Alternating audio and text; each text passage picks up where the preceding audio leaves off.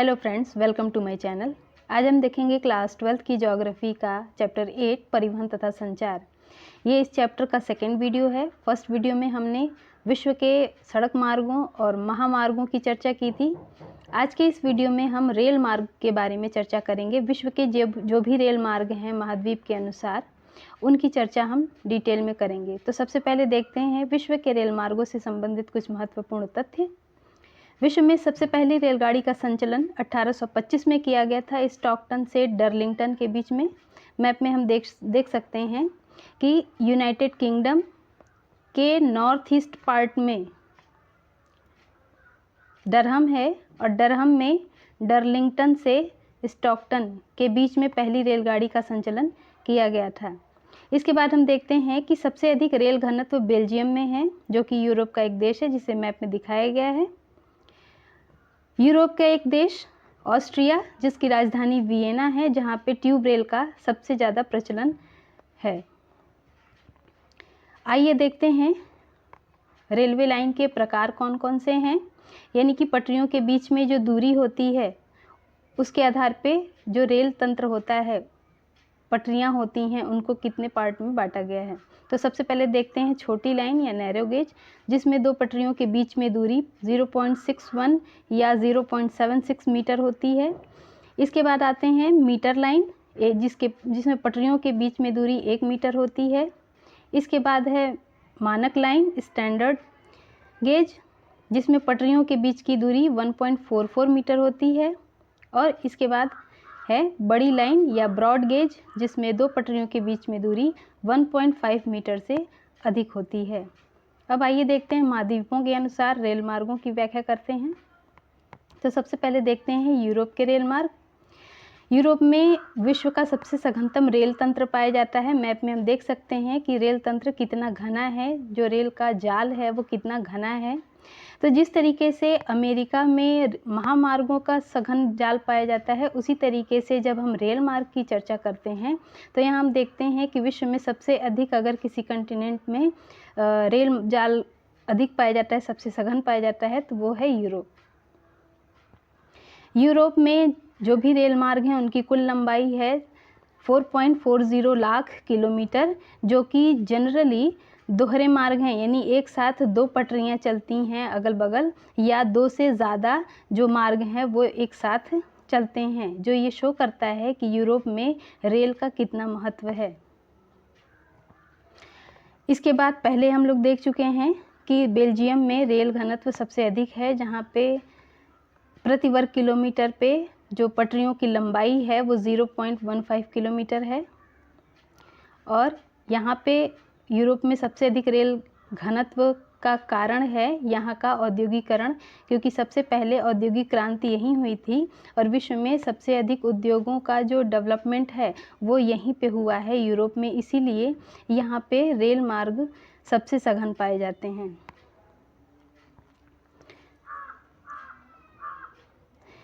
Rail मार्गों के जो केंद्र हैं वो लंदन में, मैप में हम देख सकते हैं लंदन, पेरिस, उसके बाद ब्रुसेल्स, फिर मिलान, इटली में मिलान, उसके बाद बर्लिन और वारसा। ये इतने महत्वपूर्ण रेल केंद्र हैं जो यूरोप में पाए जाते हैं। इसके बाद हम देखते हैं कि यूरो टनल ग्रुप द्वारा एक सुरंग मार्ग का भी निर्माण किया गया है, जो लंदन से पेरिस को जोड़ता है, लंदन से पेरिस को जोड़ता है। इसके बाद हम देखते हैं कि यूरोप में जो ट्रांस यूरोपियन रेल मार्ग है वो अपनी महत्ता खोते जा रहे हैं, क्योंकि उनमें लचीलेपन का अभाव होता है, यानी फ्लेक्सिबिलिटी कम होती है। सामान को एक प्लेस से दूसरे प्लेस तक ले जाने में या डोर टू डोर ले जाने में रेल मार्ग सक्षम नहीं होते हैं, जिसकी वजह से वायु मार्गों और सड़क मार्गों से इसको कड़ी प्रतिस्पर्धा करनी पड़ रही है। इसलिए जो ट्रांस यूरोपियन रेल मार्ग हैं उन्हें बड़ी प्रतिस्पर्धा का सामना करना पड़ रहा है इनसे, इसलिए ये अपना महत्व खोते जा रहे हैं। इसके अतिरिक्त हम देखते हैं कि जो रेल परिवहन होता है वो अधिक भार और लंबी दूरी के लिए ज़्यादा इम्पॉर्टेंट होता है, खास करके जो भी औद्योगिक क्षेत्र होते हैं वहाँ पे कच्चा माल को उद्योगों तक पहुँचाने और तैयार माल को उद्योगों से बाज़ार तक पहुँचाने में रेल तंत्र का सबसे बड़ा योगदान होता है। इसलिए यूरोप में भी जहाँ औद्योगिक क्रांति होने की वजह से उद्योगों का विकास बहुत तेज़ी से हुआ है, वहाँ रेल मार्गों का विकास इसीलिए हुआ है ताकि स्थूल पदार्थों का परिवहन ज़्यादा से ज़्यादा किया जा सके। इसलिए यूरोप में यात्री परिवहन की अपेक्षा स्थूल पदार्थों के परिवहन के लिए रेल मार्ग ज़्यादा महत्वपूर्ण हैं। अब आइए देखते हैं रूस के रेल मार्गों के बारे में। तो मैप में हम देख सकते हैं कि रूस में जो पश्चिमी रूस है वहाँ पे रेलवे का जाल ज़्यादा है, जो पूरे रूस के 90% रेल परिवहन का में योगदान देता है। यानी कि रूस में जितना भी रेल परिवहन होता है उसका लगभग 90% भाग पश्चिमी रूस के जो रेल जाल है उससे कंट्रीब्यूशन इसका है। अब इस पश्चिमी जो भाग है जहाँ पे रेलवे का जाल ज़्यादा पाया जाता है उसका मुख्यालय मॉस्को है। और हम देखते हैं कि मॉस्को से जो औद्योगिक क्षेत्र जो मॉस्को के आसपास है वहाँ पे चूँकि औद्योगिक क्षेत्र है तो जितने भी श्रमिक हैं वो रोज़ इस औद्योगिक क्षेत्र में आते हैं और वापस शाम तक अपने घर वापस चले जाते हैं। इसलिए मॉस्को में इन लेबर्स को ढोने के लिए भूमिगत रेल और दैनिक आवागमन के लिए भी बहुत सारी गाड़ियां चलाई गई हैं। अब देखते हैं उत्तरी अमेरिका के रेल मार्गों को। तो मैप में हम देख सकते हैं कि उत्तरी अमेरिका में जो उत्तरी पूर्वी क्षेत्र है वहाँ पे रेल का जाल बहुत अधिक सघन है। इसके अतिरिक्त हम देखते हैं कि पूरे विश्व में जो रेल जाल है, रेलवे का जो जाल फैला हुआ है, रेल तंत्र का जो एक जाल फैला हुआ है उसका लगभग 40% अमेरिका में है, विशेष करके उत्तरी अमेरिका में। इसके अतिरिक्त मैप में पहले ही बताया कि उत्तरी पूर्वी भाग में चूँकि नगरीय क्षेत्र ज़्यादातर वहाँ होने के कारण, संकेंद्रण होने के कारण, और उसके अलावा जो इंडस्ट्रियल एरिया है उसका जो कंसंट्रेशन है वो उत्तरी पूर्वी भाग में होने की वजह से वहाँ रेलवे का उत्तरी पूर्वी क्षेत्र में, ये जो उत्तरी पूर्वी क्षेत्र है यहाँ पे रेलवे का जाल बहुत ही सघन पाया जाता है। इसके अलावा कनाडा में रेल मार्ग सार्वजनिक सेक्टर में पाए जाते हैं और पूरे क्षेत्र में वितरित हैं। मैप में हम देख सकते हैं।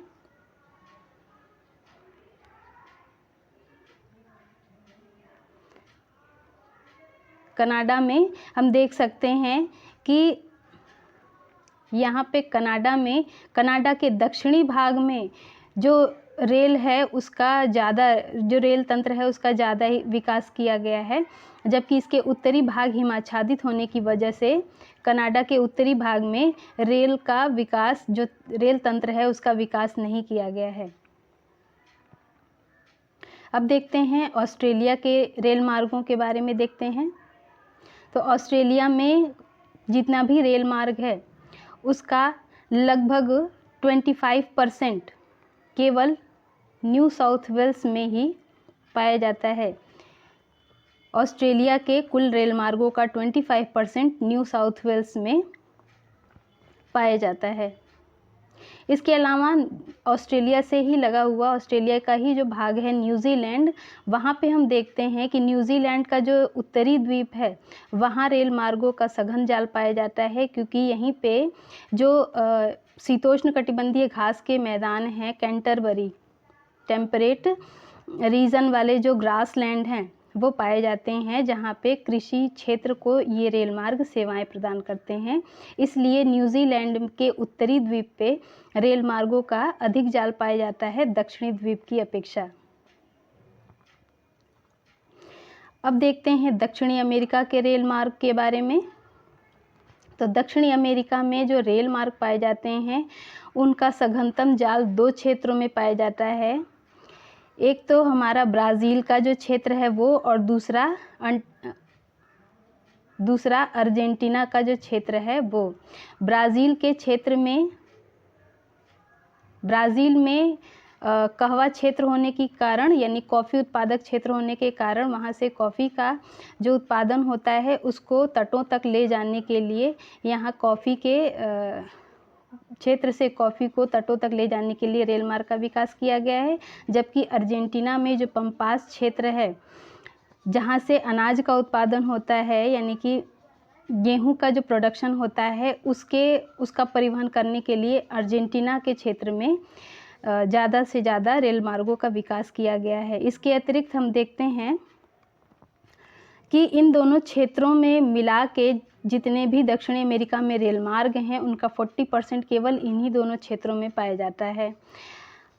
अब देखते हैं कि दक्षिणी अमेरिका में जो पश्चिमी भाग है, ये जो पूरा पश्चिमी भाग है, वहाँ भी छोटे छोटे रेल लाइनें बनी हुई हैं जो कि आंतरिक क्षेत्र में जो खनन क्षेत्र है वहाँ से खनिजों को पत्तनों तक पहुँचाने के लिए बनाई गई हैं। इसके अलावा हम देखते हैं दक्षिणी अमेरिका में एक पार महाद्वीपीय रेल मार्ग है जो कि ब्यूनस आयर्स को वालपराइजो से जोड़ता है। दक्षिणी अमेरिका का जो रेल मार्ग है, पार महाद्वीपीय रेल मार्ग, वो पाया जाता है। इसके बाद हम देखते हैं एशिया के रेल मार्गों को। तो एशिया में 3 क्षेत्र ऐसे हैं जहाँ पे रेल मार्गों का सघन जाल पाया जाता है।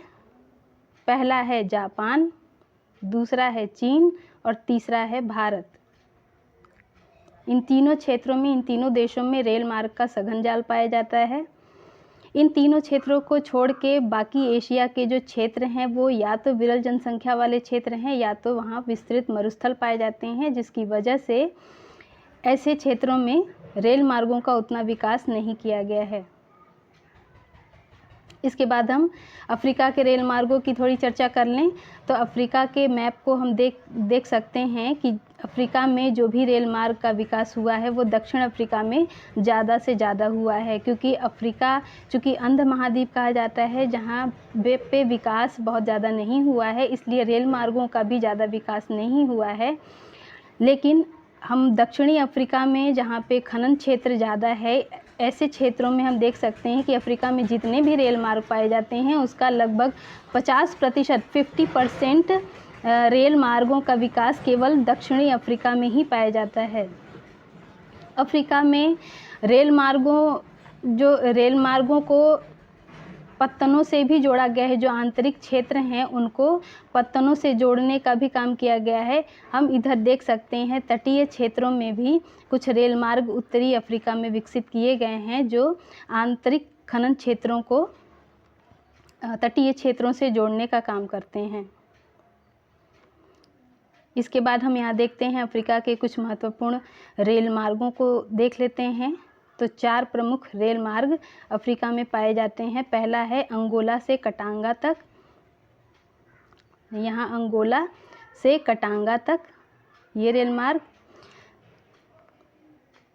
दूसरा हम देखते हैं जाम्बिया पेटी से दर ए सलाम, तो जाम्बिया पेटी से और दर ए सलाम तक दूसरी रेल मार्ग। तीसरा रेल मार्ग बोत्सवाना और जिम्बाब्वे से दक्षिणी अफ्रीका तक, तो बोत्सवाना और जिम्बाब्वे से दक्षिणी अफ्रीका तक फैला हुआ है। और हमारा चौथा है केपटाउन से प्रेटोरिया तक, तो दक्षिण में केपटाउन से प्रेटोरिया तक रेल जाल पाया जाता है, जहाँ पे ब्लू ट्रेन सबसे ज़्यादा प्रसिद्ध है।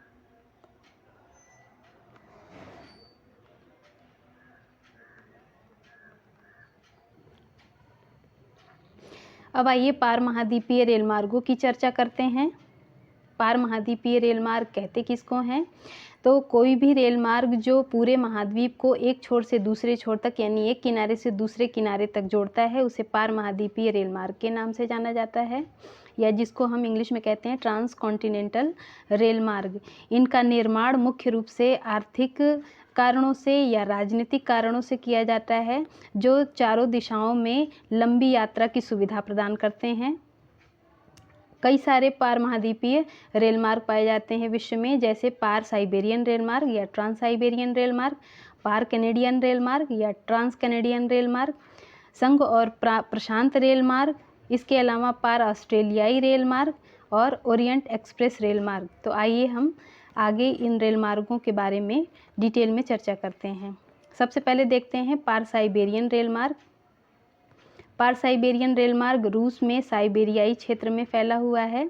तो रूस के साइबेरियाई क्षेत्र में फैला हुआ रेल मार्ग जो कि सेंट पीटर्सबर्ग से व्लादिवोस्टोक तक, पश्चिम में सेंट पीटर्सबर्ग और पूर्व में व्लादिवोस्टोक तक ये फैला हुआ है। पूरा विस्तृत क्षेत्र में ये फैला हुआ है और बीच के कई प्रमुख नगरों को ये जोड़ता है। ये एशिया का सबसे महत्वपूर्ण और सबसे लंबा रेल मार्ग है जो कि 9,322 किलोमीटर की लंबा है, जो दोहरे पथ से युक्त है और जो विद्युतीकृत है यानी इलेक्ट्रिफाइड है, इलेक्ट्रिसिटी से चलने वाला ये रेल मार्ग है।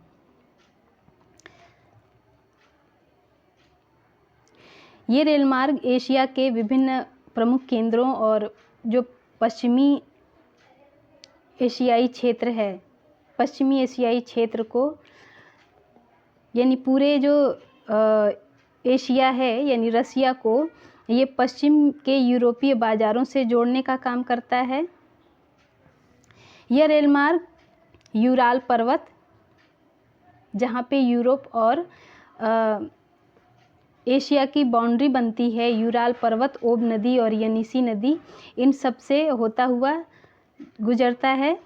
इसके अलावा इस रेल मार्ग पे पड़ने वाला एक केंद्र है चीता, जो कि बहुत महत्वपूर्ण कृषि केंद्र है, तथा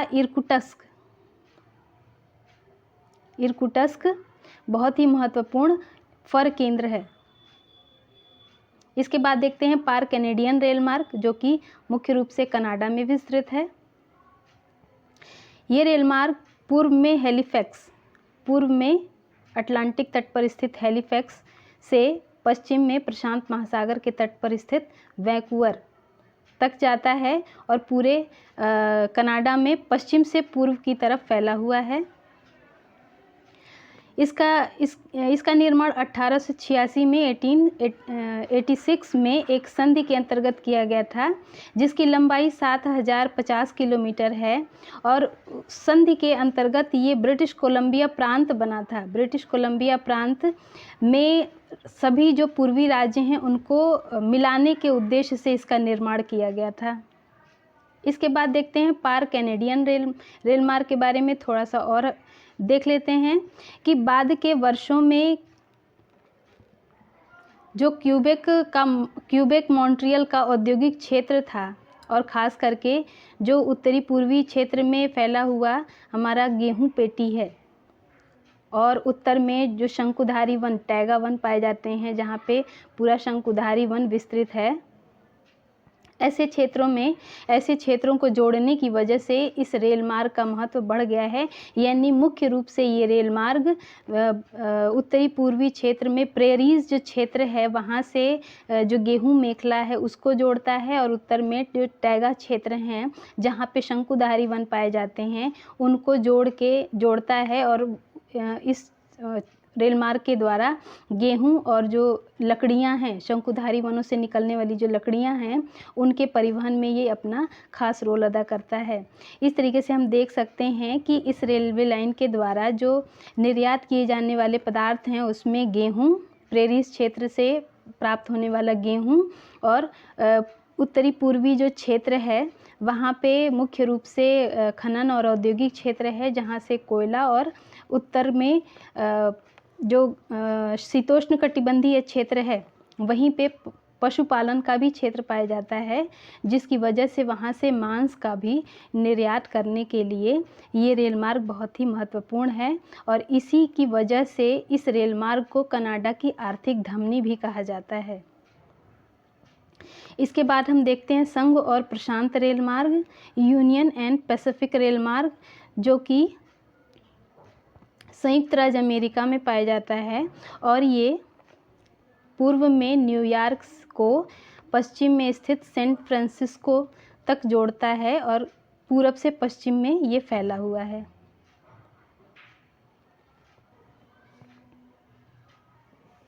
इस मार्ग के द्वारा होने वाले प्रमुख निर्यात अयस्क हैं, जो भी लौह अयस्क या जो भी खनिजों के अयस्क पाए जाते हैं उनका निर्यात किया जाता है। अनाज का निर्यात होता है। कागज़, रसायन और मशीनरी का निर्यात किया जाता है। यानी इस क्षेत्र में उद्योगों में बनने वाले जो प्रमुख जो भी पदार्थ हैं, जो भी वस्तुएं हैं, जो भी उत्पाद है, उसका मुख्य रूप से यहाँ से इस रेल मार्ग के द्वारा निर्यात किया जाता है। अब आइए देखते हैं पार ऑस्ट्रेलियाई रेल मार्ग, ट्रांस ऑस्ट्रेलियन रेल मार्ग। तो मुख्य रूप से हम देखते हैं ऑस्ट्रेलिया में 2 रेल मार्ग हैं जो पार ऑस्ट्रेलियाई रेल मार्ग के रूप में हैं।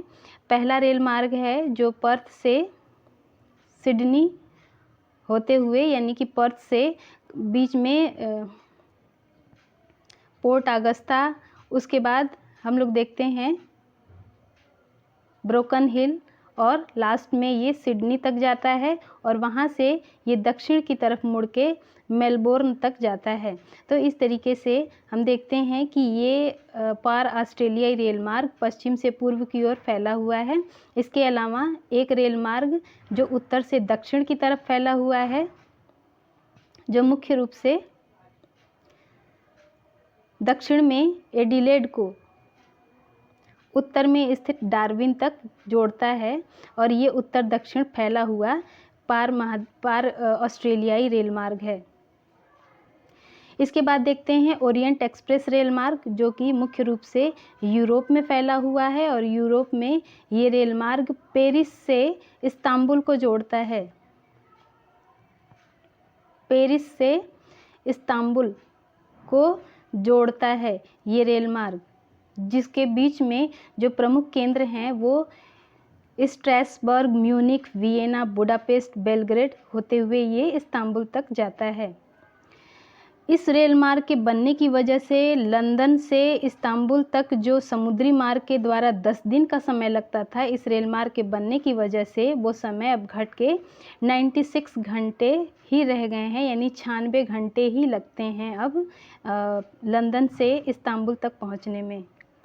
इस मार्ग के द्वारा होने वाले प्रमुख निर्यात हैं पनीर, सूअर का मांस, क्योंकि ये क्षेत्र पूरा दुग्ध उत्पादक क्षेत्र भी है, साथ में यहाँ पशुपालन भी किया जाता है। इसके अलावा जो भूमध्य सागरीय क्षेत्र है, भूमध्य सागर के आसपास का जो क्षेत्र है वो मुख्य रूप से अंगूर के उत्पादन के लिए प्रसिद्ध है, जिसकी वजह से शराब और अंगूर के फल या खट्टे फलों का भी इस रेल मार्ग के द्वारा मुख्य रूप से निर्यात किया जाता है। आज का वीडियो यहीं ख़त्म होता है। अगर वीडियो पसंद आए तो चैनल को सब्सक्राइब और वीडियो को लाइक ज़रूर करें। Thank you.